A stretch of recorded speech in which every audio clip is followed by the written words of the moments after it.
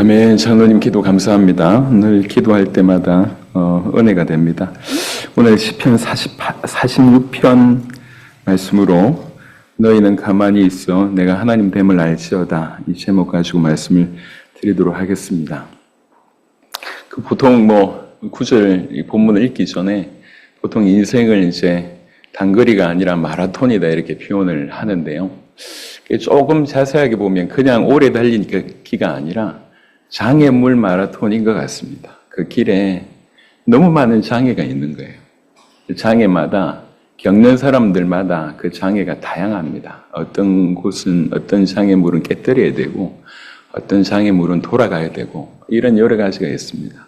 그 장애물들 중에는 비바람같이 폭우같이 그러니까 꼼짝없이 맞을 수 있는 그런 상황도 많이 벌어지는 것 같습니다. 그래서 사실은 그 인생길을 걷는 우리에게 필요한 것은 그 수많은 장애물들 중에 내가 어디 피할 수 있을까? 나의 도피처는 어디고 나의 피난처는 어딘가? 이런 것들이 정말 우리에게 꼭 필요한 것 같아요. 어릴 때에는 도피처, 피난처가 그냥 부모님만 있으면 되죠. 엄마만 정확하게 있으면 되는 것 같습니다. 조금 나이가 들면서 그렇지 않다는 걸 또 알게 되죠. 그래서 친구가 필요하고 동료가 필요하고 또 조금 있으면 친구고 동료고 보다 돈이 필요하다. 왜 그러냐? 돈이 피난처이니까 이렇게 생각을 많이 하는 것 같습니다. 하지만 그것 또한 결국 피난처가 아님을 우리가 알게 됩니다. 여러분, 사실 이 자리에 지금 와 있다는 것은 참 큰 은혜인 것 같아요. 우리 각자가 큰 환란 가운데 있거든요. 크고 작은 환란 가운데 영적인 걸로 조금 더 보면 우리가 경험하는 것 이상으로 엄청난 공격이 사실은 있는 겁니다. 그걸 뚫고 지금 하나님께 이렇게 예배드리겠다고 우리가 이 자리에 앉아 있는 것은 그만큼 저와 여러분들이 사실상 받은 은혜가 크다는 것입니다. 그래서 오늘 이 말씀을 통해서 더욱 우리 피난처가 누구이신지 알게 되길 바라고 그 피난처를 굳게 찾기를 바랍니다. 혹여 우리가 잘못된 것을 우리의 도피처로 생각하고 있다면 오늘 이 시간 정신 차리는 그런 일이 일어났으면 좋겠어요. 그런 유머가 있어요. 비행기가 이렇게 게이트에 있다가 이게 움직이기 시작을 했어요. 그러고 나서 활주로로 이제 진행을 하려고 했던 비행기가 갑자기 다시 이제 돌아가서 회항을 해서 그 게이트 앞에 다시 간 거예요. 그러다가 한 1시간쯤 후에 다시 출발했어요. 그러니까 이 승객들이 궁금하잖아요. 승무원한테 물어봤습니다. 왜 갑자기 비행기가 이렇게 다시 회항을 했습니까? 그러니까 이제 승무원이 하는 말이 우리 기장이 엔진에서 무슨 이상한 소리가 난다고 해서 이렇게 돌아왔습니다. 그러니까 이제 이 승객이 승무원한테 물어본 거예요. 그러면 엔진을 다 고쳐가지고 지금 갑니까? 다 고쳤나 보네요. 이렇게 얘기를 할 때 이 승무원이 하는 말이 엔진을 안 고치고 기장을 바꿨습니다. 기장이 잘못된 소리 들었다 하니까 얘를 그냥 바꾼 거예요. 엔진에 사실은 문제가 있는데 사실 우스갯소리지만 진짜 문제에 대한 해결책보다는 땜빵을 하려고 하는 시도가 우리 가운데 사실은 많은 거죠. 너무 우스개 같은 이런 일이 사실 우리 인생에 참 많습니다. 여러분, 돈의 힘이 강력한 것 같습니다. 하지만 돈이 우리를 영원토록 피난처의 역할을 할 수 있을까요? 아니면 우리가 볼 때는 큰 의제가 되는 사람들이 있습니다. 그 사람들도 결국 한계 있는 인간입니다. 우리가 볼 때는 대단해 보이지만 그 사람 자체가 우리 인생을 영원토록 우리 인생의 피난처가 될 수가 없다는 거죠. 그러면 우리 인생은 도대체 무엇이며 우리의 환난은 무엇이며 우리의 피난처가 무엇인지를 우리는 답을 얻고 가야 됩니다. 오늘 이 시간 그런 시간이 되었으면 좋겠습니다. 시편 46편은 기독교 사회에 굉장히 큰 힘이 됐던 그런 성경 구절입니다. 일단 짧으니까 한번 읽어보겠습니다. 하나님은 우리의 피난처시요 힘이시니 환난 중에 만날 큰 도움이시라. 그러므로 땅이 변하든지 산이 흔들려 바다 가운데 빠지든지 바닷물이 솟아나고 뛰놀든지 그것이 넘침으로 산이 흔들릴지라도 우리는 두려워하지 아니하리로다. 한 시내가 있어 나뉘어 흘러 하나님의 성 곧 지존하신 이의 성소를 기쁘게 하도다. 하나님이 그 성 중에 계심에 성이 흔들리지 아니할 것이라. 새벽에 하나님이 도우시리로다. 문나라가 떠들며 왕국이 흔들렸더니 그가 소리를 내심에 땅이 녹았도다. 만군의 여호와께서 우리와 함께 하시니 야곱의 하나님은 우리의 피난처시로다. 와서 여호와의 행적을 볼지어다. 그가 땅을 황무지로 만드셨도다. 그가 땅끝까지 전쟁을 쉬게 하시며 활을 끄고 창을 끊으며 수레를 불사르시는도다. 이르시기를 너희는 가만히 있어 내가 하나님 됨을 알지어다. 내가 문나라 중에서 높임을 받으리라. 내가 세계 중에서 높임을 받으리라 하시도다. 만군의 여호와께서 우리와 함께 하시니 야곱의 하나님은 우리의 피난처시로다. 셀라. 조금 이따 살펴보겠지만 이 성경이 수많은 어려움을 당한 환난 중에 있는 많은 기독교인들을 바로 세우는 그런 역할을 했던 부분이에요. 그 얘기는 제가 조금 이따 말씀을 드리겠습니다. 이게 무슨 말인가 읽어도 배경을 잘 모르면 이렇게 딱 다가오지 않을 것 같습니다. 그러니까 배경을 좀 설명을 드리면 시편 46편, 47편, 48편은 동일한 배경을 가지고 있습니다. 그 배경이 열왕기하 18장입니다. 잠시 좀 보겠습니다. 열왕기하 18장. 자, 열왕기하 18장의 배경은 어떤 거냐면 남유다에 대한 얘기입니다. 북이스라엘은 아수르가 이미 멸망을 시켰고 남유다에 히스기야라고 하는 왕이 있었어요. 히스기야 왕 때 일어난 일입니다. 아수르라고 하는 나라가 정말 굉장히 강력해졌어요. 그래서 이웃 수많은 나라들 이미 다 정복한 겁니다. 그래놓고 이 사람들이 이제 예루살렘까지 쳐들어왔어요. 유다의 거의 모든 성읍을 정복하고 예루살렘에 쳐들어왔습니다. 예루살렘은 이렇게 언덕 위에 있는 성이거든요. 다 싼 거죠. 그런 배경입니다. 18장, 열왕기하 18장 13절에 히스기야 왕 제14년에 아수르의 왕 산헤립이 올라와서 유다 모든 견고한 성읍들을 쳐서 점령함에 유다의 왕 히스기야가 라기스로 사람을 보내어 아수르 왕에게 이르되 내가 범죄하였나이다. 나를 떠나 돌아가소서. 내가 잘못했습니다. 제발 좀 떠나가소서. 왕이 내게 지우신 것을 내가 당하리이다 하였더니 아수르 왕이 곧 은 300달란트와 금 30달란트를 정하여 유다 왕 히스기야에게 내게 한지라. 히스기야는 이에 여호와의 성전과 왕궁 곳간에 있는 은을 다 주었고 또 그때에 유다 왕 히스기야가 여호와의 성전 문의 금과 자기가 모든 기둥에 입힌 금을 벗겨 모두 아수르 왕에게 주었더라. 이 은을 주고 금을 주는데 왕궁뿐만 아니라 성전에 있는 것까지 탈탈 털어준 거예요.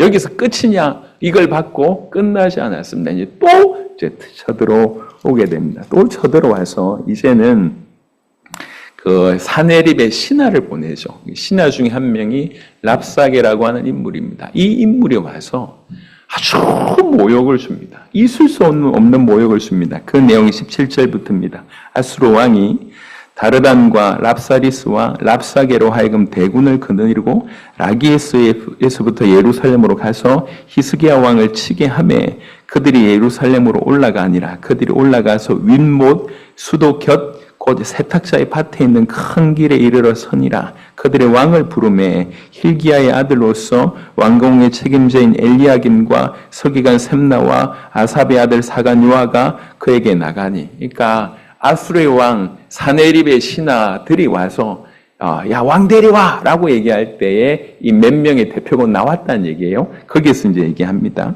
랍사게가 그들에게 이르되 너희는 히스기야에게 말하라. 너희 왕에게 말하라. 대왕 아수르의 왕의 말씀이 네가 의뢰하는 이 의뢰가 무엇이냐? 네가 싸울 만한 계교와 용력이 있다고 한다마는 이는 입에 붙은 말뿐이라. 네가 이제 누구를 의뢰하고 나를 반역하였느냐? 아수르 왕이 계속 이렇게 얘기합니다. 이제 네가 너를 위하여 저 상한 갈대 지팡이 애굽을 의뢰하도다. 그러니까 이제 처음에는 히스기야가 이제 할 수 있는 방법을 다 동원하는 거예요. 한편으로는 아수르하고 좀 싸울 만한 이집트에게 이렇게 사람을 보내서 좀 도와달라고 얘기하고 또 한편으로는 아수르 왕에게 금 빼고 은 빼고 해가지고 줬다는 거죠. 처음엔 그랬다는 거예요. 그런 얘기를 합니다. 21절에 애굽을 의뢰하도다. 사람이 그것을 의지하면 그의 손에 찔려 들어갈지라.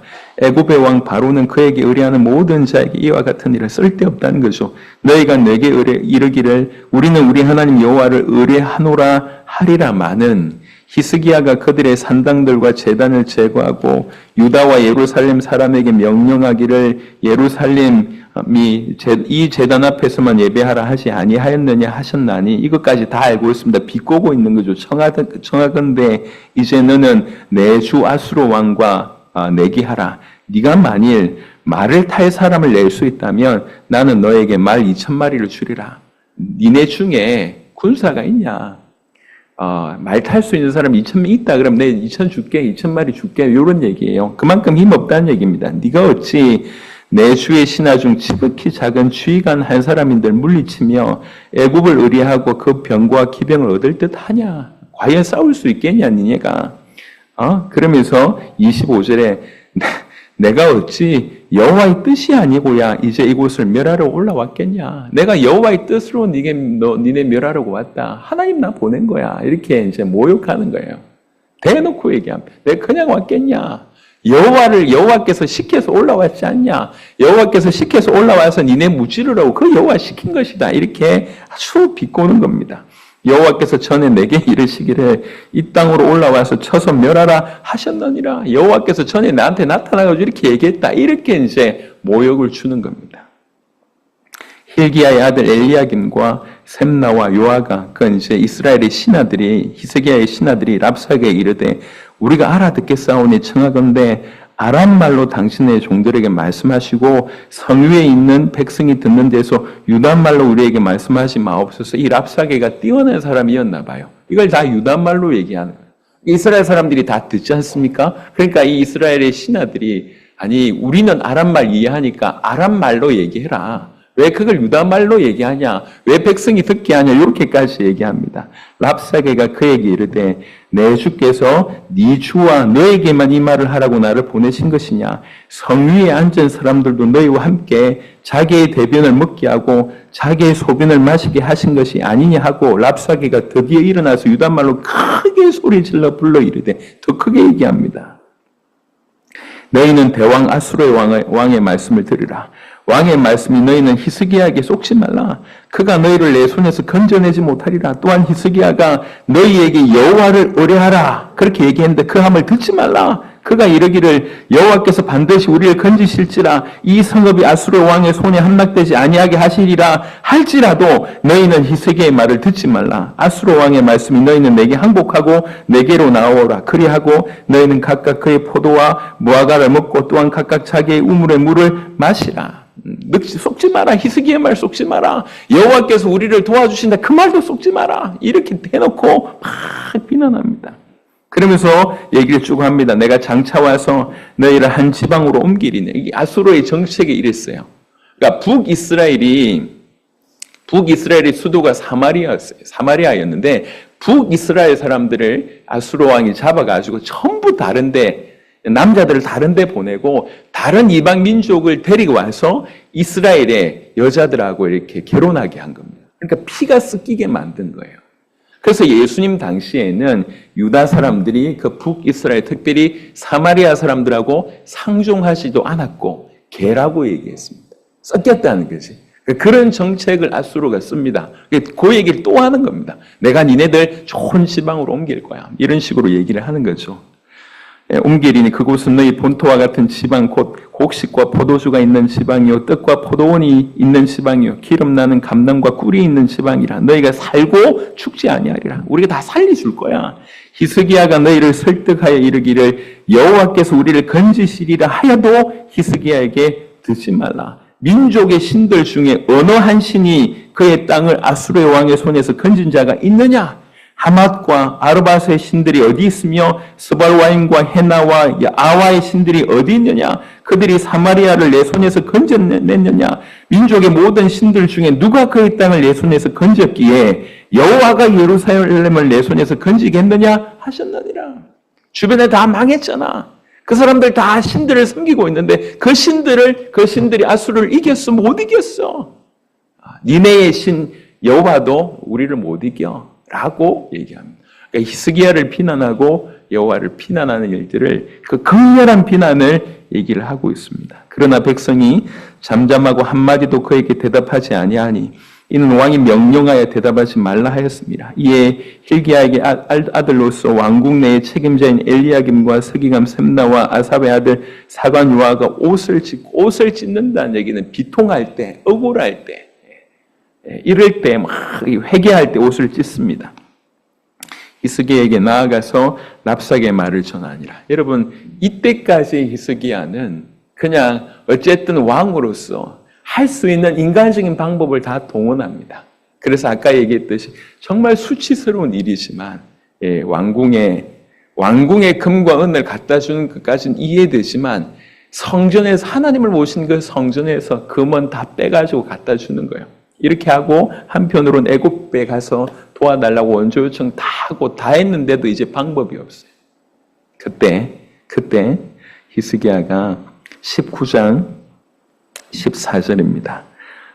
이 편지를 받아들고 19장 14절에 히스기야가 사자의 손에서 편지를 받아보고 여호와의 성전에 올라가서 히스기야가 그 편지를 여호와 앞에 펴놓고 저 아수르가 보낸 그 편지를 펴놓고 그 앞에서 히스기야가 기도하여 이르되 그룹들 위에 계신 이스라엘 하나님, 여기서 그룹은 천사장을 표현합니다. 무리를 뜻하는 게 아니에요. 그룹들 위에 계신 이스라엘의 하나님 여호와여, 주는 천하만국의 홀로 하나님이시라. 주께서 천지를 만드셨나이다. 여호와의 귀를 기울여 들으소서. 여호와여 눈을 떼서 보시옵소서. 사내립이 살아계신 하나님을 비방하러 보낸 말을 들으시옵소서. 여호와여 아수르 여러 왕이 과연 여러 민족과 그들의 땅을 황폐하게 하고 또 그들의 신들을 불에 던졌사오니 이는 그들이 신이 아니요 사람의 손으로 만든 것 곧 나무와 돌뿐임으로 멸하였나이다. 우리 하나님 여호와의 원하건대 이제 우리를 그의 손에서 구원하옵소서. 그리하시면 천하 만국이 주 여호와가 홀로 하나님이신 줄 알리이다 하니라. 모든 방법을 다 써봐도 더 큰 어려움 가운데 있는 거예요. 이때 히스기야가 정신을 차린 거죠. 영적으로 얘기하자면 내가 누구를 믿고 있냐? 그 하나님이 그냥 이스라엘의 하나님이냐? 예루살렘의 하나님이냐? 저 아수르가 얘기하는 것처럼 다른 나라는 다른 신을 섬기듯이 우리는 그냥 하나님을 섬기는 지방신이냐? 민족신이냐? 이분이 천지를 만드신 하나님 아니냐? 비로소 여전히 하나님은 그런 하나님인데 그 하나님을 믿는다고 얘기하면서도 여러 방법 쓰다가 드디어는 이걸 딱 멈추고 끝까지 왔어요. 이제 도무지 방법이 없어요. 하나님 앞에 완전히 무릎 꿇습니다. 그리고 이렇게 있는 그대로 팩트를 하나님께 올려드립니다. 그러면서 구원해달라고 얘기합니다. 하나님 그 밤에 19장 35절에 이 밤에 여호와의 사자가 나와서 아수르 진영에서 군사 18만 5천 명을 친지라. 아침에 일찍 일어나 보니 다 송장이 되었더라. 이렇게 얘기합니다. 여러 설이 있는데 밤에 이렇게 큰 군대의 말발굽 밟는 그런 소리가 들려서 이게 적군이 쳐들어왔구나. 자다가 일어나서 서로 찌른 거예요, 이게. 적군인지 야군인지 구분 못하게. 그렇게 갑자기 18만 5천이 송장이 됐다는 소리도 있고 다른 얘기도 있습니다. 하지만 이건 사실이에요. 그래서 18만 5천 명이 죽게 됩니다. 이후에 여러분 잘 알고 있는 그 이제 이렇게 문둥병자들이 가서 이 사실을 알게 됐고 또 그런 일이 이제 이후에는 역사가 벌어지지 않습니까? 여튼 그 밤에 18만 5천 명의 사람들이 송장이 됐습니다. 그리고 이 왕 사네립도 결국 자기 고향으로 돌아갔다가 자기 아들들에게 아들들이 이제 정권 잡으려고 싸움하다가 자기 아버지까지 죽이는 일이 이제 벌어졌는데 그때의 배경입니다. 요런 일이 일어난 거예요. 요런 일이 일어난 이후에 도무지 기가 막힌 이 환란에서 벗어날 수 없을 때 하나님께서 큰 도움을 주셨고 요 배경으로 찬양한 것이 시편 46편, 47편, 48편이라고 얘기를 합니다. 그래서 46편을 다시 한번 보시면 시편 46편, 그러니까 너무 놀라운 하나님의 은혜를 맛보고 찬양하는 겁니다. 하나님은 시편 46편에 하나님은 우리의 피난처시요 힘이시니 환난 중에 만날 큰 도움이시다 라고 얘기합니다. 하나님만이 우리의 피난처시다. 도무지 이길 길이 없었어요. 그 폭풍우가 오는데, 그러니까 폭풍우에 세게 오냐 작게 오냐가 문제입니다. 폭풍우에 섰을 때 우리의 유일한 고민은, 우리의 유일한 눈은 어디에 있냐면 어디에 피할 수 있을까 이거잖아요. 그 폭풍우에 세기에 관심 있는 게 아니지 않습니까? 어디에 피할까? 성경은 하나님만이 피난처라고 얘기를 하고 있습니다. 하나님 자체가 최상의 피난처라고 얘기를 하고 있습니다. 왜 그렇습니까? 하나님이 만유의 주권자이기 때문에 그렇습니다. 세계와 역사의 주권자이기 때문에 그만이 피난처입니다. 이게 상황이 어떤 상황이냐면 이렇습니다. 그러므로 땅이 변하든지 산이 흔들려 바다 가운데 빠지든지 바닷물이 솟아나고 뛰놀든지 그것이 넘침으로 산이 흔들릴지라도 이 상황을 보시면 알겠는데 굳이 얘기하자면 이런 상황은 큰 지진이나 아니면 큰 홍수나 아니면 쓰나미 같은 대형 쓰나미나 그런 형태입니다. 이런 어마어마한 것이 온다 할지라도 우리는 두려워하지 아니하리로다. 왜 그렇습니까? 그 어마어마한 것이 온다 할지라도 하나님이 피난처가 되시기 때문이다라고 얘기를 하고 있습니다. 조금 전에 읽었던 열왕기하 18장에 아수르 군대가 와서 다 죽을 수밖에 없었어요. 그때 여러분 이스라엘이 멸망할 때 어느 정도였냐면 이렇게 역사였잖아요. 이렇게 성을 다 둘러싸니까 이렇게 먹을 것이 없어가지고 서로의 자녀를 삶아 먹는 겁니다. 예. 오늘은 네 자녀를 먹고 내일은 우리 자녀를 먹고 먹을 게 없으니까 그 정도까지 갔습니다. 그게 있었던 일이에요. 그러니까 얼마나 큰 어려움이냔 말이에요, 이게. 그러니까 지금 아수르가 둘러싸고 있는 상황이 그런 상황이에요. 그런 상황인데 길이 하나도 없어요. 그러니까 상황과 조건은 전혀 길이 없는 상황입니다. 그때 하나님만이 유일한 피난처가 되시고 피난처 다음에 또 뭐라고 얘기합니까? 힘이 되신다는 거예요. 그냥 단순히 피난을 넘어서서 힘이 되신다고 얘기하고 그 다음에 표현하기를 환난 중에 만날 큰 도움이라고 성경은 얘기하고 있습니다. 성경에 보면 이 히스기야의 열왕기하뿐만 아니라 성경에 보면 이런 일들이 사실은 거의 도배 수준으로 있습니다. 모세가 태어날 때부터 죽을 위기지 않습니까?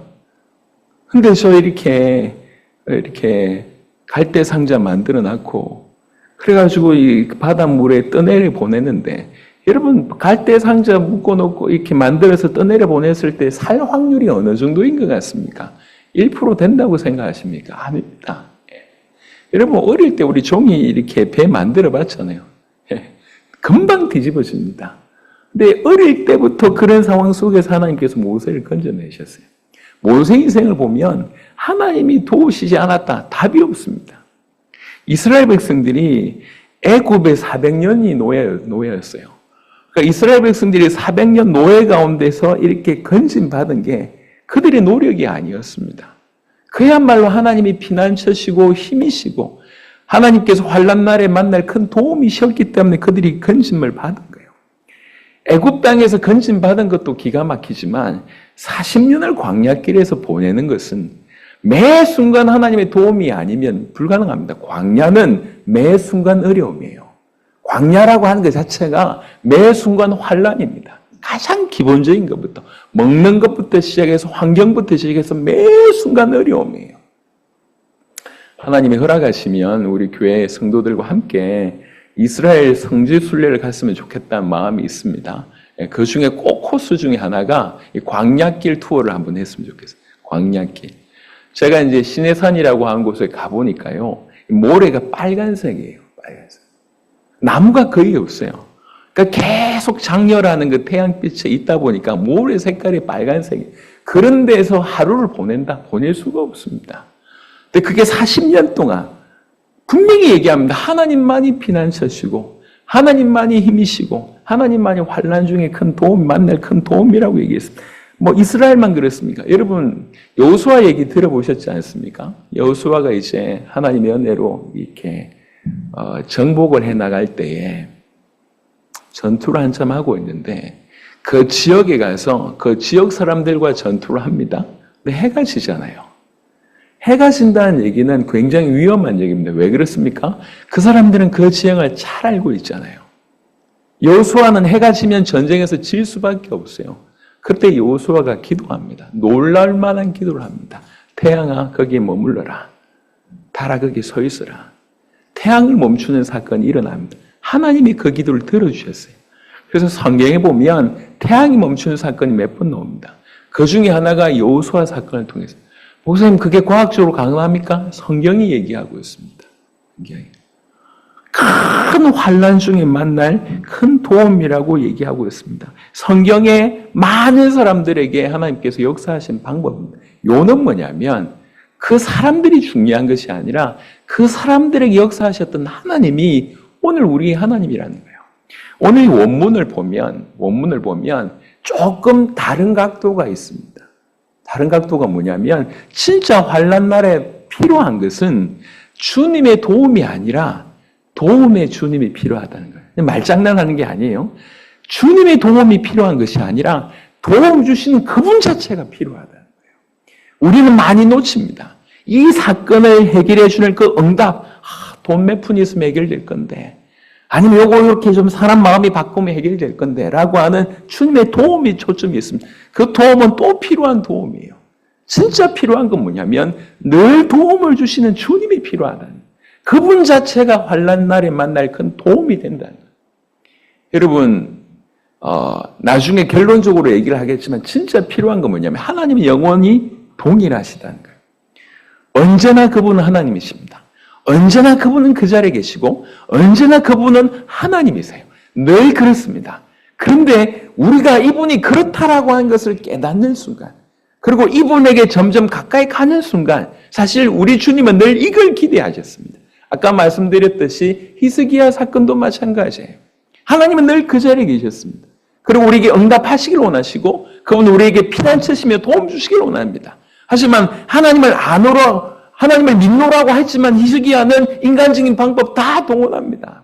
쉬워 보이지 않거든. 아수르가 쳐들어온 일이 절대로 이게 보통 사건이 아니거든. 할 수 있는 모든 방법을 다 동원합니다.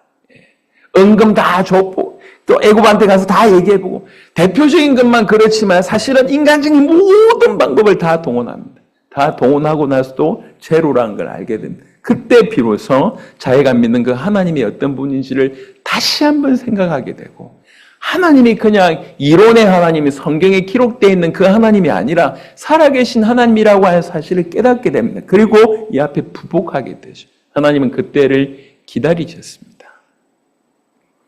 환난 중에 만날 큰 도움입니다. 진실로 우리에게 필요한 것은 주님의 응답과 주님의 도움을 넘어서서 도움 주시는 그분 자체.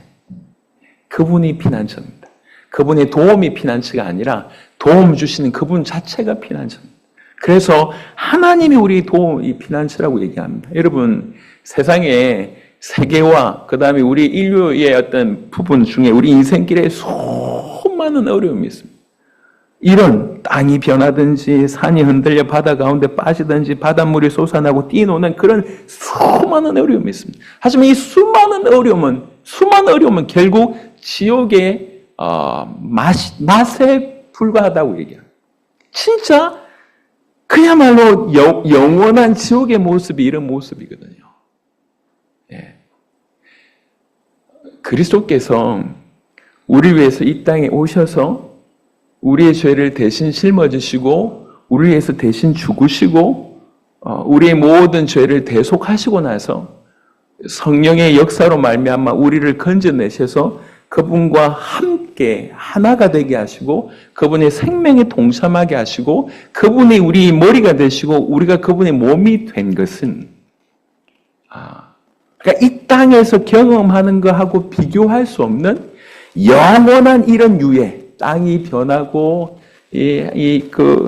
산이 흔들려 바다 가운데 빠지는 이 사건, 바닷물이 솟아나고 뛰노는 그 엄청난 영원한 그 상황 가운데서 우리를 건져내신 사건입니다. 그래서 사실 구원이라고 하는 것은 너무나 놀랍고, 그분이 우리의 생명이 되셨고 그분이 우리와 하나가 되셨다는 얘기는 그야말로 피난처, 힘, 환난 중에 만날 큰 도움이라고 하는 것을 가장 잘 우리에게 보여주시는 사건입니다. 신자가 죄송하지만 불신자는 말할 것도 없고요. 신자가 그 삶을 살아가는 중에 사실은 히스기야 같이 늘 계신 하나님을 인정하고 이 하나님이 하나님이구나라고 알아들을 때, 이 하나님이 참으로 살아계신 그 하나님이구나, 이 성경에 있는 하나님이 참으로 천지를 주관하고 내 인생을 주관하는 하나님이구나, 하나님을 하나님됨, 하나님의 하나님을 하나님으로 아는 순간 하나님 그걸 원하신다는 거예요. 우리 신자의 인생이 그런 은혜가 있었으면 좋겠습니다. 우리 모두에게 오늘 바로 그런 시간이 되시게 되기를 바랍니다. 그래서 1절에서 3절에는 그런 어떤 아까 말씀드렸듯이 아수르의 어떤 침공에 관한 얘기이면서 동시에 4절부터는 그런 침공이 있어도 예루살렘 안에 있으면, 성 안에 있으면 하나님 안에 있으면 안전함을 얘기합니다. 한 시내가 있어 나뉘어 흘러 하나님의 성 곧 지존하신 이의 성소를 기쁘게 하도다. 하나님이 그 성 중에 계심에 성이 흔들리지 아니할 것이라. 새벽에 하나님이 도우시리로다. 문나라가 떠들며 왕국이 흔들렸더니 그가 소리를 내시며 땅이 녹았도다. 이렇게 이 분위기를 보시면 알겠죠. 밖에 막 들어왔는데도 불구하고 안에 있으면 안전하다는 거죠. 하나님이 함께 계시면 안전하다. 여기에서는 한 시내가 있어라고 갑자기 툭 이렇게 이 말이 튀어나오는데 이건 어떤 의미가 있냐면 여러 가지 해석이 있습니다만, 일단은 하나님이 함께 계셨던 그 에덴 동산에 이 네 강이 흘렀잖아요. 그런 생명의 의미가 좀 있기도 하고, 한 시내라고 하는 것은 또 에스겔 47장에 성전 문지방에서 나온 물의 의미가 있습니다. 그건 또 말씀을 의미하기도 합니다. 그래서 또 하나는 어떤 의미가 있냐면 이제 그냥 역사적으로 이제 이 예루살렘이 언덕 위에 있잖아요. 그 언덕 위에는 물 날 곳이 없어요. 그래서 물은 어디서 기르냐면 예루살렘 밖에 기혼이라고 하는 샘이 있어요. 거기에서 이제 물을 기르는데, 예루살렘 성을 쌌으면 아수르가 이제 예루살렘 성을 쌌을 때 이제 먹을 것도 막지만 물을 막으면 끝이잖아요. 그런 상황에 히스기야가 그동안 뭘 했냐면 그 예루살렘 바깥에 있는 기온 섬을 안으로 끌어들이는 공사를 한 겁니다. 외부 사람들이 모르게. 그게 히스기야 터널입니다. 히스기야 터널이고 그 터널의 끝에 그 예루살렘 안에 이렇게 우물처럼 되어 있는 것을 성경은 실로암이라고 얘기해요. 히스기야가 그 터널을 빤 거예요. 그러니까 그런 의미가 있습니다. 본인들은 이제 이렇게 물이 없어서 죽을 것 같다고 생각했는데 사실은 그 안에 시내가 흐르고 있다는 거예요. 그러니까 이 요지는 뭐냐면 하나님이 함께 하시는 그 성 안에 있을 때 이렇게 안전하지 않냐. 밖에서 뭐 이런 산이 흔들리고 뭐 땅이 변하고 난리가 나지만 그 안에 있으면, 그러니까 얼마나 완벽한지, 우리가 하나님 안에 있으면 얼마나 완벽한지에 대한 얘기입니다. 여러분, 이 평안함을 누리시길 바랍니다. 여러분, 우리가 상황과 조건을 보면 우리가 뭐라고 안 흔들리겠냐 말이에요. 우리가 죄성이 금방 그 상황에 반응을 하고 우리 육신이 금방 계산을 두들깁니다. 이렇게 되면 이렇게 될 거고 뭐 이렇게 돼서 이렇게 되고, 그러니까 시나리오를 본인이 구성하는 거죠. 그래서 정말 수많은 염려 중에 실제로 일어난 일이 거의 없습니다. 거의 90%는 혼자 꿈꾸는 거예요. 혼자 염려하는 거예요. 계산기 두들기는 거죠. 이렇게 되면 이렇게 돼요. 그래서 극단적인 거 좋아하시는 분 조심하시길 바랍니다. 막 이렇게 되고. 여러분, 근데 성경은 뭐라고 얘기하고 있냐면 완벽하게 안전하다고 얘기하고 있습니다. 여러분, 상황과 조건이 좋을 때보다 안 좋을 때가 훨씬 많을 겁니다. 그래서 상황과 조건을 보지 마시고, 무시할 필요는 없지만 보지 마시고 그 배경에 있는 아까 이제 히스기야도 있는 그대로 하나님 앞에 올려드렸잖아요. 이게 비밀입니다. 완벽하게 안전한 것에 대해서 얘기를 합니다. 그리고 나서 5절에 보니까 새벽에 하나님이 도우시리로다. 이렇게 얘기해가지고 요 구절 가지고 주로 뭘 많이 이용하냐면 그러니까 새벽 기도해야 된다. 이렇게 이제 결론이 나옵니다. 물론 새벽에 기도하면 좋죠. 근데 사실은 의미는 그런 의미가 아니라 아까 19장 35절, 11개 19장 35절에 이제 18만 5천 명이 한꺼번에 죽었고 그 사실을 새벽에 알게 됐잖아요. 새벽이라고 하는 것은 어떤 의미가 있냐면 어두움의 끝, 밝음의 시작 이런 의미가 있습니다. 그리고 그 새벽 기간에 아까 말씀드렸던 걸 배경해 보면 그 밤새 유다 백성은 뭐 했죠? 그냥 잤어요. 한 게 없다고. 근데 그 밤에 누가 일하셨습니까? 하나님이 일하셨다는 거예요. 그 새벽은 그런 의미입니다.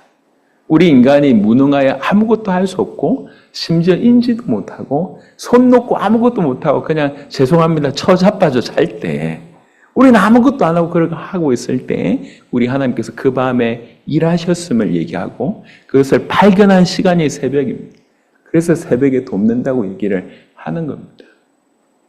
우리가 하나님께 기도할 때 우리가 하나님 앞에 엎드려 간구할 때 우리가 하나님 됨을 인정할 때 우리는 무능하기도 하고 또 할 수 있는 방법도 없어서 손 놓고 아무것도 못하고 있을 때에도 우리 하나님이 일하신다는 거예요. 그런 의미로 새벽에 도우신다라고 성경은 얘기하고 있습니다. 자, 이런 배경을 쭉 얘기하다가 8절에 와서 여호와의 행적을 볼지어다. 그가 땅을 황무지로 만드셨도다. 그가 땅끝까지 전쟁을 쉬게 하시며 활을 긋고 창을 끊으며 수레를 불사르시는도다. 와 봐라. 우리 하나님께서 이런 일을 행하셨지 않냐? 여러분 이것이 우리에게도 필요합니다. 여러분의 인생길만 한번 돌아보세요. 우리 인생길 돌아볼 때도 얼마나 기가 막히게 하나님 행하셨습니까? 그러니까 우리가 이 자리에 있지 않습니까? 수많은 환난을 이렇게 통과하고 이 자리에 왔어요. 끔찍한 사건이 많았고 하마터면 그때 뭐 이런 거 우리 안에 있지 않습니까? 그런 것들이 많음에도 불구하고 우리를 여기까지 그동안 하나님이 일 안 하신 게 아니라 끊임없이 해오셨고 그걸 보라고 얘기합니다. 지금 아수르가 멸망한 사건에 대해서도 보라고 얘기합니다. 하나님이 하시지 않았냐? 우리가 하나님의 역사를 볼 때 사실은 가장 큰 게 우리 마음이거든요. 우리 자신이에요. 가장 큰 장애물은 우리입니다. 무디라고 하는 사람이 그 엄청난 전도운동을 미국에서 하지 않습니까? 100만 명 이상을 전도했다고 하는데 무디가 학교를 제대로 나오지 않았어요. 그러니까 무디가 설교를 한번 하면 문장 틀린 것만 해도 수십 개의 문장이 된다고 합니다. 그럼에도 불구하고 이 구두닦이 출신의 무디를 통해서 수많은 사람들이 이제 건진받는 일이 벌어졌어요. 그래서 어떤 한 기자가 물어봤습니다. 무식하다 보니까 무디가 이렇게 안티가 많을 거 아니에요. 그리고 비난하는 사람들이 많을 거 아니에요. 그거를 염두에 두고 누가 가장 쏙쏙했습니까? 물어봤어요. 누가 가장 그렇게 애를 먹이고 당신한테 그렇게 나쁜 짓을 했습니까? 물어봤을 때 무디가 하는 말이 글쎄요 한 놈이 있습니다. 무디라는 놈인데요. 무디라는 그 놈이 가장 쏙쏙했습니다라고 얘기해요. 다른 사람이 문제가 아니라 자기 자신이 문제란 하나님이 이렇게 역사하시는데도 계속 육신적으로 계속 불신앙으로 이런 딴 게 아니라 자기 자신 때문에 가장 큰 힘들었다 이렇게 얘기를 합니다. 정말 양심적이죠. 여러분 신자가 신앙을 회복하는 날, 신자가 복음을 회복하는 날, 신자가 하나님을 회복하는 날, 우리 이 자리에 있는 이 적은 많지 않은 이 성도들이 한결같이 하나님이 하나님됨을 정말로 알고 인정한다면, 정말로 예수님만이 하나님의 아들 그리스도라고 진실로 믿고 인정한다면 어떤 일이 벌어질까요? 제가 이번에 라오스를 다녀오면서 하나님 큰 은혜를 주셨어요. 제가 영상에도 올렸지만 라오스에 이렇게 젊은 청년들이 신학교에 모여 있더라고요. 그 신학교에 모여 있는데 예배 드리면서 그렇게 아멘을 외치는 젊은 청년들을 제가 처음 봤어요. 그냥 아멘 이게 아니고 아멘 이렇게 외치는 거예요. 쟤들이 어떻게 됐나 싶을 정도로 그렇게 막 받아요. 이분을 도읍고 계시는 선교사님이 라오스에서 선교하다가 추방당한 1호 목사님. 16년 사회 가다가 추방을 당한 거예요. 추방을 당했으면 끝나야 될 거 아닙니까? 라오스에 대한 마음이 불타는 거예요. 라오스를 어떻게 도울까? 그래서 태국하고 라오스 국경에 신학교를 차려놓고, 국경과 2km 떨어진 곳에 신학교를 차려놓고, 라오스 신학생들을 받아가지고, 학생들을 받아서 신학생들을 훈련시킨 거예요. 라오스 나라 자체에 신학교가 없어요. 지금 어떻게 됐냐면, 라오스의 교단이 딱 하나인데, 그 교단이 위탁 교육을 하는 겁니다. 라오스의 목회자가 딱 500명밖에 없는데 그 중에 60명이 이 학교 출신이세요. 그러니까 점점 이 학교 출신의 목회자가 점점 늘어날 거 아니에요. 향후는 사실 이 학교 출신이 라오스를 이렇게 다 이끌어 간다고 해도 과언이 아니에요. 그러니까 이 신학교를 이렇게 하고 있는 이 선교사님 정말 감사하게 이분이 조직 신학을 가르치시는데 이렇게 지난번에 12강을 들어보고 이번에 27강을 들어보면서 우리 신학생들에게 아주 컴팩트하게 복음이 너무 잘 정리돼서 이걸 제대로 하면 우리 신학생들 통해서 라오스가 살겠습니다. 그래서 교과목으로 채택을 하고 적어도 2년에 한 번씩은 와달라고 얘기하고 아마 내년 5월 달엔 그 신학생들 데리고 올 겁니다. 근데 왜 이렇게 신학생들이 이렇게 뜨거워질 제가 알아봤어요. 여러분, 이 동남아에 복음화율이 1%가 안 넘어요. 다 베트남, 태국 뭐 이렇게 1%가 안 넘어요. 근데 라오스가 지금 거의 3.2%, 4%까지 올라왔어요. 놀랍게 공산권이에요. 전도하면 안 되는 나라예요. 근데 거기에서 막 일어난 거예요. 그래서 궁금해서 조금 자세하게 알아봤습니다. 거기에 제가 참 감사했습니다. 환란을 통과한 교회. 라오스가 1970년 무렵에 미국하고 베트남 전쟁이 일어났잖아요. 우리나라도 베트남 많이 갔지 않습니까? 근데 베트남하고 미국하고 싸울 때 라오스에 라오족이 50%고 나머지 50%가 소수민족인데 그중에 가장 큰 민족이 몽족이에요. 그러니까 라오스 인구가 100이면 50은 라오족이고 10이 몽족이에요. 몽족은 중국의 묘족이에요. 중국의 묘족 중에 일부가 남하해서 라오스에 있는 몽족으로 사는 거예요. 근데 이게 베트남하고 전쟁할 때 라오족은 베트남 편을 든 거야. 그래서 이 미국이 태국 그 국경에 이렇게 비행장을 차려놓고 폭탄을 투하할 때 베트남과 라오스 국경에 투하한 거예요. 그러니까 엄청나게 라오스 사람들이 죽은 거죠. 그래서 라오스 사람 속에 미국은 이렇게 너무너무 이렇게 적대 국가가 된 거예요. 마음에. 그러면서 기독교 이꼬르 미국이 된 겁니다. 그러니까 그때부터 라오스는 미국뿐만 아니라 기독교를 아주 배척을 한 게 됐어요. 자, 요 무렵에 몽족이 미국 편을 한 거예요. 몽족이. 그러니까 미국 편을 들다가 1975년에 라오스가 공산화된 겁니다. 라오스가 공산화되면서 그때부터 본격적으로 라오족이 누구를 핍박하기 시작했냐면 몽족을 핍박하기 시작한 거예요. 대놓고 수십 년을 핍박을 했어요. 근데 공산화될 무렵에 몽족에 적지 않은 인구가 미국을 한 거예요. 미국이 받아줬어요. 그래서 몽족의 사람들이 가서 미국에서 신앙생활을 하면서 뜨겁게 신앙생활하는 몽족들이 미국의 몽족 중에 한 20%랍니다. 그래서 몽족의 교회를 만들었는데 어떤 교회는 1000명씩 다니고 심지어 10,000명의 몽족 교회가 있대요. 이 몽족 교회가 자기 민족, 라오스에 있는 민족들을 후원하기 시작하고 신앙을 전파하기 시작했어요. 그래서 몽족 자체도 핍박을 받는데 교회 자체가 또 핍박을 받잖아요. 그러니까 몽족이면서 크리스찬은 더 핍박을 받는 거예요. 그 핍박 가운데서 버틴 거예요. 그러면서 이 안에서 신앙이 더 간절해진 거야. 그 어려움을 경험해서 더 간절해진 거예요. 지금 라오스 안에 몽족 교회가 1,000명 성도, 3,000명 성도 이런 몽족 교회가 지금 일어나고 있어요. 그러니까 라오스 복음화율이 거의 4% 육박하는데 대부분 몽족의 교회가 막 일어나고 있습니다. 핍박을 통과하면서 더 단단해지는 거예요. 그러니까 그냥 교회에 앉아가지고 가만히 있을 수 없는 거예요. 하나님에 대한 그 어떤 열정, 주님에 대한 오직 주님밖에 없다는 그것이 몽족 교회 안에 그대로 전달이 됐어요. 그래서 20대 초반에 그 신학교 중에도 몽족이 꽤 다수를 이뤄요. 이분들이 오다 보니까 아멘, 아멘 하는 거예요. 그들을 보면서 그런 생각을 했습니다. 왜 우리는 이 하나님에 대한 이런 열정을 잃어버렸는가? 여러분, 신자가 하나님을 회복하는 날, 이 굉장한 의미가 있습니다.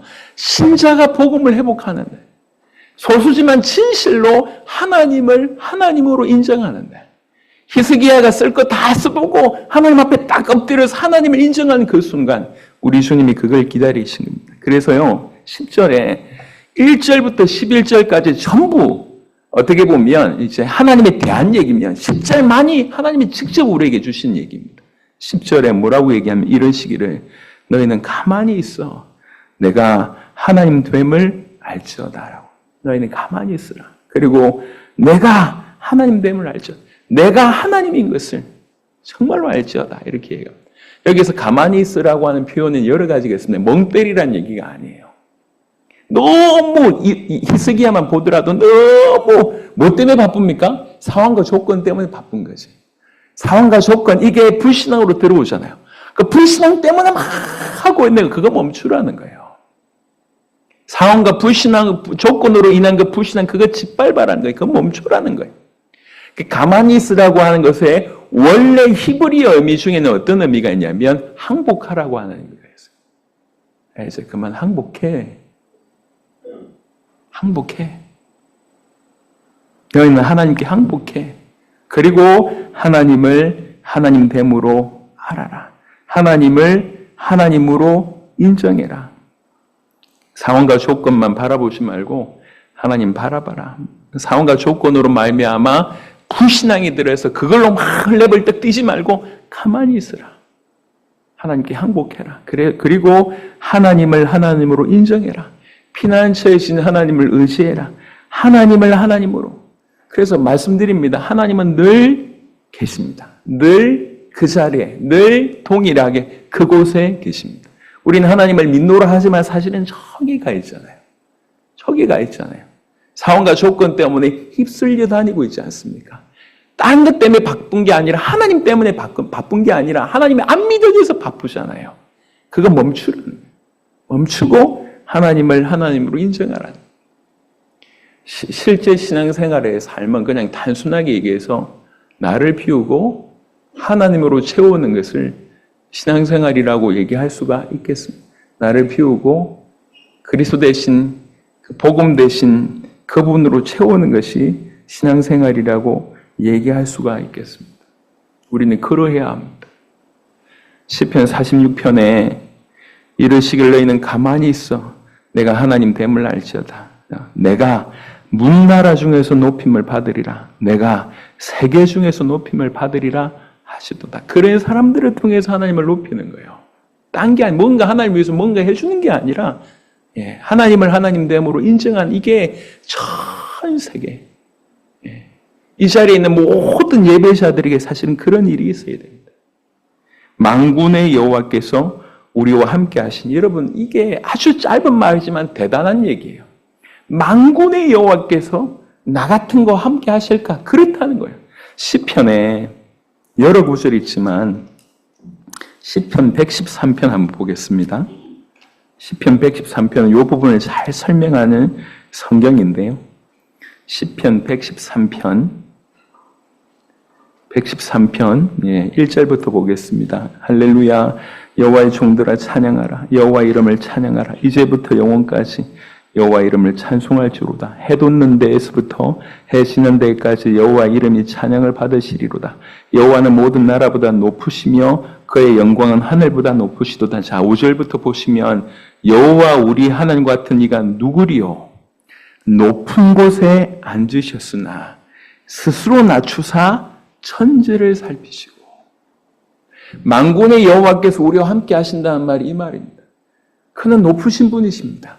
하지만 스스로 낮춰사 천지를 살피시고 우리 같은 분, 우리 같은 사람을 살피신다니, 구체적으로 얘기하기를 가난한 자를 먼지더미에서 일으키시며 궁핍한 자를 거름더미에서 들어 세워 지도자들 곧 그의 백성의 지도자들과 함께 세우시며 또 임신하지 못하는 여자를 집에 살게 하사 자녀들을 즐겁게 하는 어머니가 되게 하시는도다 할렐루야. 그 높으신 분이 스스로 낮춰서 우리를 돌아보시고 천지를 살피시고 우리를 살피시고 우리와 함께 하신다는 거예요. 시편 46편 돌아가서 마지막 결론 내도록 하겠습니다. 만군의 여호와께서 우리와 함께 하시니 야곱의 하나님은 우리의 피난처시로다. 46편에서 하나님이 우리의 피난처시라고 하는 말이 몇 번 나옵니까? 3번 나옵니다. 1절과 7절과 11절입니다. 1절에 포문을 열 때 하나님이 우리의 피난처라고 얘기하고 11절에 결론 맺으면서 하나님이 우리의 피난처라고 얘기하고 7절에 또한 하나님이 우리의 피난처라고 얘기합니다. 계속 반복한다는 얘기는 그만큼 중요하다는 얘기고 계속 우리에게 새기고 있는 것입니다. 하나님이 피난처야. 환난당한 사람들아, 하나님이 피난처야. 환난 당했으면서 딴 걸 찾지 말고 하나님이 피난처라고 하는 것을 인식해라. 적지 않은 사람들이 히스기야의 방황처럼 이렇게 어떻게 해결해 보려고 발버둥칩니다. 해결하지 말자는 얘기가 아니라 정말 그 모든 사건을 왜 허락하셨냐는 거죠. 그 환난을 사단의 공격이며 우리의 죄성이며 아니면 죄 있는 사람들끼리 욕심 때문이며 여튼 여러 가지 원인이지만 그 원인을 궁극적으로 허락하신 분은 하나님이십니다. 하나님이 명령한 게 아닙니다. 하나님은 명령하거나 허락하십니다. 하나님이 허락하신다는 거예요. 이조차도 우리에게 이런 일이 일어날 것을 하나님이 허락하셨다는 거예요. 허락하셨다고 얘기할 때 이유가 있지 않냐는 말이에요. 그 허락하심을 통해서 그 사건을 통해서 아까 몽족처럼 우리가 이 땅에 있으면서 하나님을 발견하고 이 땅에 있으면서 하나님의 하나님됨을 알고 예수의 그리스도 되심을 알고 이 땅에 있으면서 하나님으로 만족하고 하나님께 피해서 하나님과 교제하기를 원하십니다. 그래서 하나님과 교제하게 됐을 때 그 삶은 하나님의 역사를 이뤄가는 삶이지만 하나님을 믿노라 하지만 하나님과 상관없는 삶은 결국 역사가 아니라 흑역사가 되는 거죠. 열심히 했더니 제로더라. 결국 그거잖아요. 열심히 했더니 빈털털이더라. 모든 면에서 결국 그거잖아요. 하나님이 나와 함께 하시. 하나님 나와 함께 하시. 성경이 그 얘기를 하고 있습니다. 시편 46편에 정말 기독교 역사상 이것들을 통해서 정말 수많은 사람들이 일어났는데 그 중에 한 명이 루트입니다. 찬송 한번 보겠습니다. 찬송가 585장 보시면 루터가 찬송을 이렇게 작가를 했어요. 585장. 여러분 한번 잘 아시는 찬송입니다. 585장. 585장을 루터가 시를 쓴 겁니다. 내 주는 강한 성이요 방패와 병기 되시니 큰 환난에서 우리를 구하여 내시리로다. 옛 원수 마귀는 이때도 힘을 써 모략과 권세로 무기를 삼으니 천하에 누가 당하랴. 우리 힘으로 이길 수 없다. 내 힘만 의지할 때는 피할 수밖에 없도다. 힘 있는 장수 나와서 날 대신하여 싸우네. 이 장수는 누군가? 주 예수 그리스도. 만군의 주로다. 당할 자 누구랴? 반드시 이기리로다. 이 땅에 마귀 들끓어 우리를 삼키려 하나 겁내지 말고 섰거라. 진리로 이기리로다. 친척과 재물과 명예와 생명을 다 빼앗긴데도 진리는 살아서 그 나라 영원하리라. 아멘. 어려울 때마다 종교개혁을 하다 보니 여러 번 목숨이 위태롭고 상황이 도무지 이길 수 없는 상황이 여러 번 생길 때마다 자기 친한 친구한테 가서 그 위기 때마다 야 지금은 시편 46편을 찬양할 때다. 이러면서 같이 읽고 찬양했다고 하는 얘기가 있습니다. 어려울 때마다 이 구슬 붙들고 여전히 하나님 살아계신다. 하나님 살아계신다. 그분만이 나의 피난처시다. 그분이 나의 힘이 되신다. 그분이 환난 날에 만날 큰 도움이시다. 라고 붙잡은 거예요. 여러분 이게 사실 믿음의 싸움 아닙니까?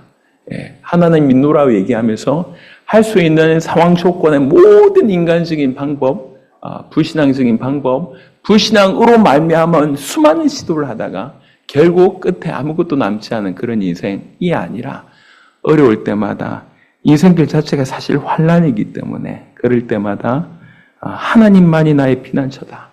예수님이 나의 그리스도시다. 예수님이 나의 그리스도시다. 그분이 나의 모든 것을 끝내셨다라고 고백하고 그분만이 힘이고 환난 날에 만날 큰 도움이라고 외칠 수 있는 저와 여러분 되었으면 좋겠습니다.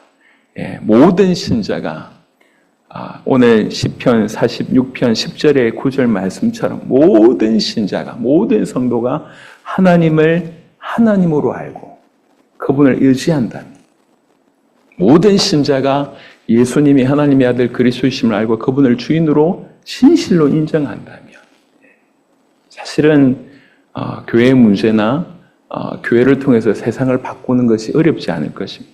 세상 문제의 출발은 교회 문제고 교회 문제의 출발은 불신앙입니다. 우리가 신앙을 회복해야 됩니다. 하나님에 대한 신앙. 앞으로 더 어려울 것입니다. 그럼에도 불구하고 적어도 저와 여러분들만큼은 하나님 살아계신다. 하나님 살아계신다. 정말 예수님이 그리스도시다. 그분이 우리의 피난처시고 우리의 힘이고 환난 날에 만날 그분이 유일한 가장 큰 도움이다라고 믿음에 고백하는, 그리고 그 믿음으로 우리 모든 삶의 현장에서 살아가게 되는 저와 여러분 되시기를 그리스도 예수 이름으로 축원합니다. 아멘. 이 시간 저는 좀 같이 기도하면 좋겠다 생각합니다. 히스기야가 그 극단의 문제가 왔을 때 하나님 앞에 그대로 팩트 올려놓고 하나님 이렇습니다. 내가 그동안 다른 방법으로 다 구했는데 이게 아무것도 아니라는 걸 인정합니다. 주님, 나를 구원해 주십시오. 주님, 나 지금 환난 중에 있습니다. 주님, 나를 건져 주십시오. 이게 히스기야의 기도였습니다. 저는 여러분의 환난을 자세하게 알지 못합니다. 크고 작은 환난, 또 환난의 경중뿐만 아니라 그것에 반응하는 우리의 상태도 있기 때문에, 그래서 오늘 여러분의 얘기를 하나님 앞에 올려드렸으면 좋겠습니다. 그래서 히스기야 같이 솔직히 하나님 구원해 달라고, 그래서 정말로 하나님을 피난처로 인정하는 시간이 바로 이 시간이 되었으면 좋겠습니다. 한 5분 정도. 목소리가 크지 않아도 괜찮습니다. 정말 진실하게 내가 오늘 히스기야처럼 나의 소원을 하나님 앞에 아뢰드린다, 그런 마음으로 기도하는 그런 시간 같이 가졌으면 좋겠습니다. 같이 한번 기도하겠습니다. 하나님 감사합니다. 오늘 우리 성도들과 함께 주님 히스기야의 아버지 하나님 그 기도를 우리 주님 앞에 나아가기를 소원합니다. 주님, 우리 모두가 환난의 아버지 그런 과정을 통과하고 있습니다. 주님, 어렵습니다. 주님, 우리 힘으로 할 수 없습니다. 주님, 우리는 반드시 멸망할 수밖에 없는 상황에 처했습니다. 우리 상황과 조건은 아버지 도무지 우리가 헤쳐나갈 수 없는 아버지 그런 상황임을 고백합니다. 주님, 우리를 도와주십시오. 주님, 우리를 건져주십시오. 주님, 우리를 구원하여 주십시오. 주님이여, 이 모든 상황 가운데 우리가 하나님이 살아계심을 고백합니다. 주님, 그 하나님은 영원히 동일하시며 아버지 모세를 건지셨고 다윗을 건지셨고 이스라엘을 건지셨고 히스기야를 건지셨고 아버지 하나님이여, 그 건지신 하나님이 여전히 우리 하나님이신 줄 믿습니다. 그 하나님이 살아계심을 믿습니다. 주여, 그 하나님이 우리의 피난처이심을, 그 하나님이 우리의 힘이심을, 그 하나님이 우리의 유일한 아버지 환난 날에 만날 큰 도움이심을 주님 고백합니다. 아오니 주님, 우리를 건져주십시오. 주님, 우리를 구원하여 주십시오. 하나님을 하나님으로 인정하게 하소서. 정말 예수님을 하나님의 아들 그리스도이심을 인정하는 우리 모두가 될 수 있기를 주여 간절히 소원합니다. 우리 교회를 건져주십시오. 우리 성도들을 건져주십시오. 아버지, 불신앙 가운데 허덕이는 우리 수많은 영혼들이 주님 건져주시길 기도합니다. 우리 불신앙 가운데 아버지 하나님이여, 정말 상황과 환경과 조건에 사로잡혀 있는 우리의 모습을 봅니다.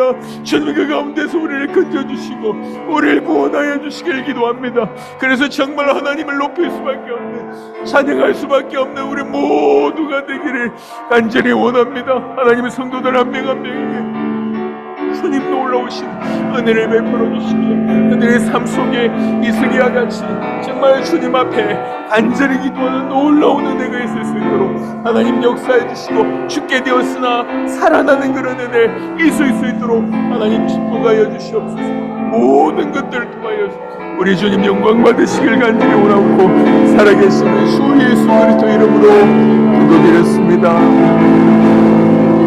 아멘. 하나님 감사합니다. 너희는 가만히 있어. 내가 하나님 됨을 알지어다 라고 우리 하나님 말씀하셨습니다. 상황과 조건으로 말미암아 우리에게 너무 충만하게 넘나드는 그 불신앙 때문에 우리는 너무나 바빴던 것 같습니다. 주님, 그 자리에 멈추어서 우리가 하나님께 항복하고 하나님이 하나님이심을, 정말 하나님이 나의 하나님이심을 깨닫고 그분을 인정하고 그분의 자리로 모셔드리는 그런 일이 우리 모든 삶 가운데 있기를 원합니다. 환경이 우리를 죽이는 것이 아니라, 사건과 상황이 우리를 죽이는 것이 아니라 불신앙이 우리를 죽이고 있다는 사실을 진실로 인지할 수 있도록 하나님 역사하여 주옵소서. 우리는 살아계신 하나님을 믿습니다. 우리는 예수님이 하나님의 아들 그리스도이심을 믿습니다. 그리고 이 복음을 전 열방에 전한 자로 우리를 세우셨음을 믿습니다. 주님, 이 믿음을 우리 모든 성도들 한 명 한 명이 그들의 삶 가운데서 회복할 수 있도록 하나님 역사하여 주옵소서. 있는 그대로를 주님 앞에 아뢰드리며 주님 나를 구원하옵소서. 주님 이 자리에서 나를 건져 주옵소서.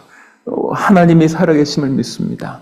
하나님만이 하실 수 있음을 믿습니다. 하나님이 하나님이심을 믿습니다라고 고백하고 올려드리고 그분의 자리를 인정하는 우리 모두가 되게 하옵소서. 하나님 앞에 겸손하게 하시고 하나님 앞에서 살아가는 우리 모두가 될 수 있도록 하나님 역사하여 주시옵소서. 정말로 우리의 삶에 우리 모든 성도들이 한 명 한 명 하나님을 회복하고 복음을 회복하고 또 믿음을 회복하는 놀라운 은혜 있도록 주께서 역사하여 주옵소서.